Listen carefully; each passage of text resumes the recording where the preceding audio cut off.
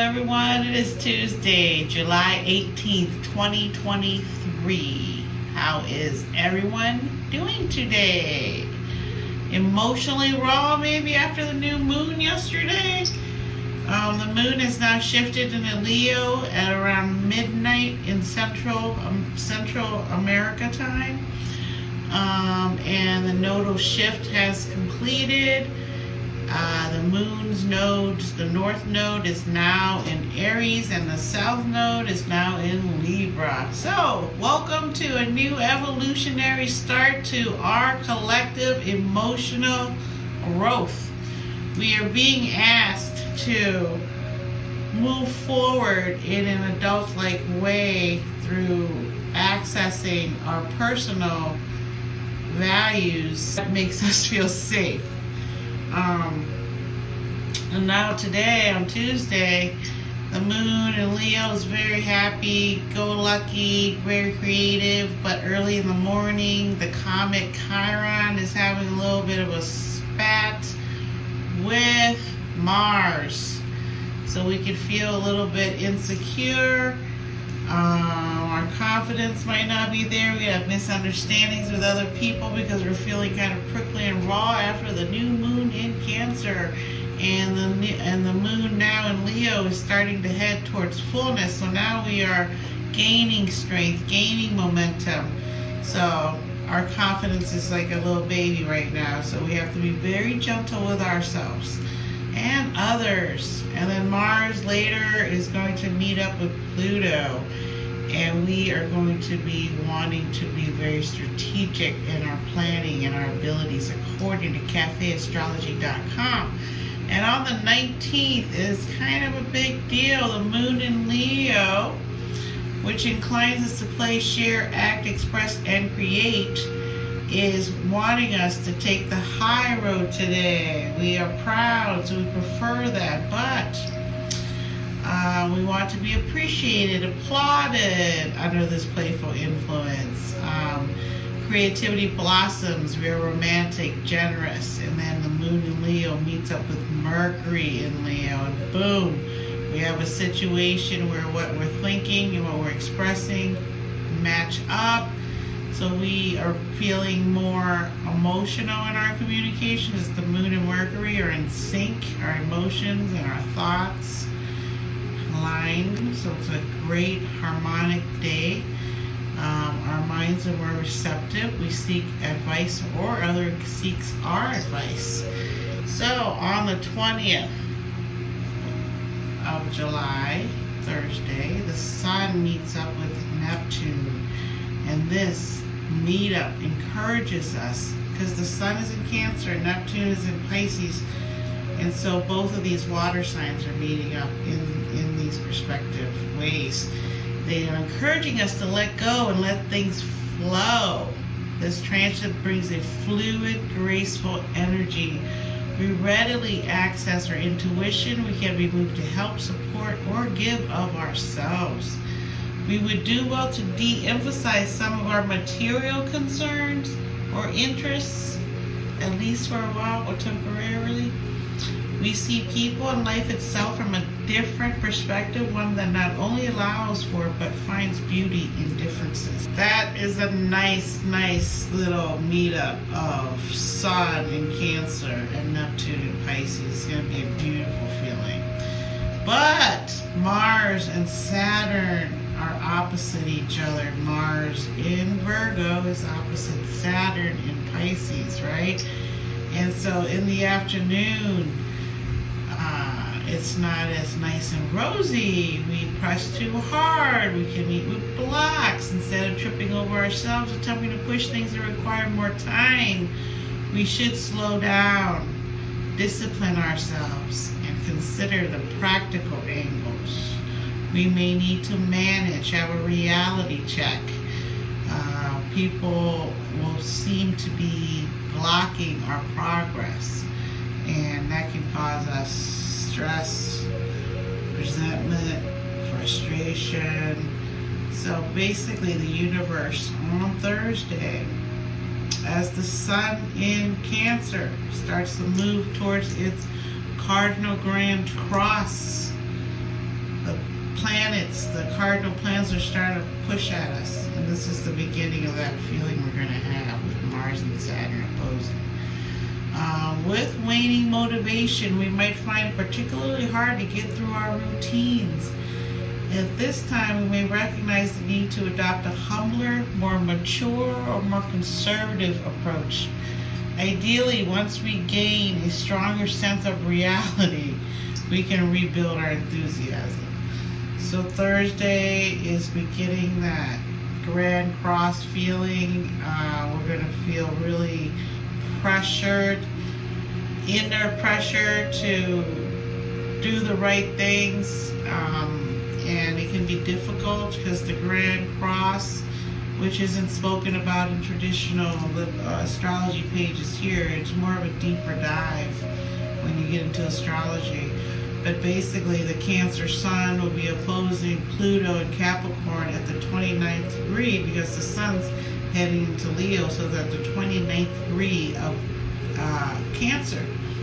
And then Pluto is at the 29th degree of Capricorn, and then it's going to be having a square to the nodes, which is Aries, just entering the North Node at 29 degrees, which is my degree. And Libra at the opposite end is also at 29 degrees down there of the South Node. So the Grand Cross will be pushing and opposing and having all kinds of things with other planets throughout this year for the end of the year, because Pluto remains in Capricorn for a while,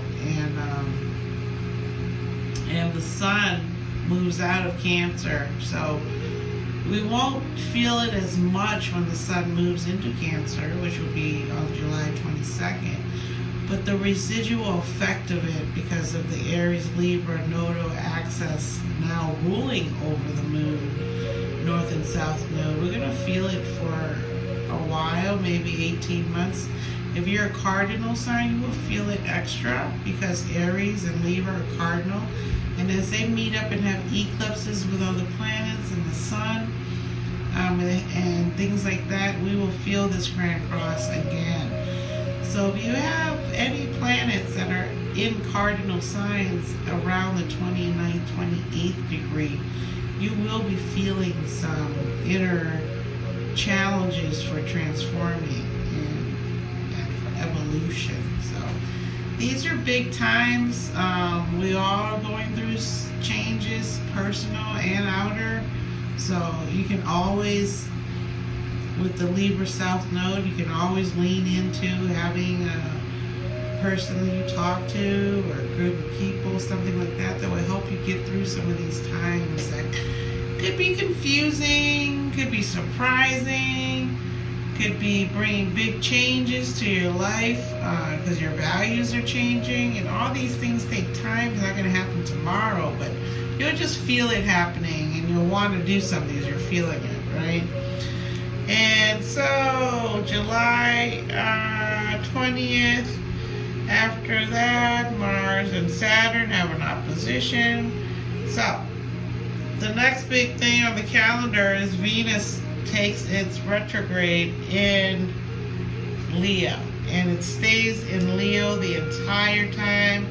It begins its retrograde at 28 degrees of Leo, moves back to 12, wakes up at 12. When it wakes up at 12 on September 3rd, it slowly moves back from the 12th degree of Leo to the 28th degree where it fell asleep, or retrograde motion, like I say, or hibernation. And then it enters into Virgo by October, and it's completely awake by then. So we are, and you can watch the ultimate guide on Venus retrograde to see what it means for you personally and what it means for the world collectively. But it's a time when you might feel not so attractive. People won't seem to be as kind when they're around. They don't have the Venus diplomacy going on, and Libra will be ruling this South node while Venus is napping in Leo. And Leo and Libra have a good connection, fire and air. So it won't be so bad. It's just that Venus, while it's napping, is being ruled by the sun, which is your heart and your sense of justice, your sense of integrity, and how you show up for the world and how you lead as a Leo. So these are things that will be going through the collective as Venus stays asleep here in Leo. And also on that very same day, the sun moves out of Cancer, slowly removing itself from the grand cardinal cross. So the sun moving out, now the only thing that is really opposing Capricorn is nothing now. So now the sun will be moving into Leo. Happy birthday, Leo season. And the sun enters Leo until August 23rd. The sun is proud, outgoing, and playful. The Leo sun is intensely individual, just like the Aries North Node. Not content with simply being just one of the team, it's time to shine, and a touch of color and drama in our lives, and perform. We're blossoming. It's a time when we want to enjoy ourselves and express ourselves. We are more generous and grand in our gestures and attitudes. On the shadow side, we can also be self-centered and vain. So as this happens, that same day, the day before this, Barbie the movie comes out, and Oppenheimer the movie comes out. So with Barbie coming out, talking about how little girls saw themselves growing up with this little Barbie doll they all wanted to be, including me. And then with Oppenheimer talking about the man who is known as the real Prometheus, where he grabbed the power from the gods and gave us nuclear power.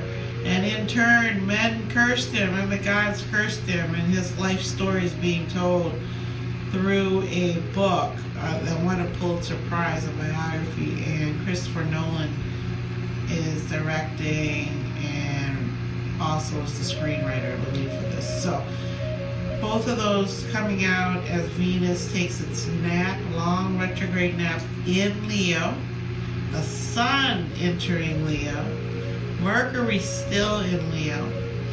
We're having some time to really process what the heart chakra wants, what we really value here. We had some time in Cancer to figure that out, what makes us feel secure. Now we're heading into the sun to personally look at how can we keep the old ways of Cancer, of some traditions that we like, move forward in this new era as our Venus is asleep, dreaming of new things, and Jupiter's in Taurus, being influenced by Venus, so our thoughts are all a little dreamy and wanting to learn new ways of appreciating the earth. So these are all things that are going to be happening as Venus is taking its nap. So there's a lot of aspects with the sun in Leo. The sun's going to meet up with Saturn, Uranus, Neptune, Jupiter, Chiron, Venus, Mars, the true node, Pluto.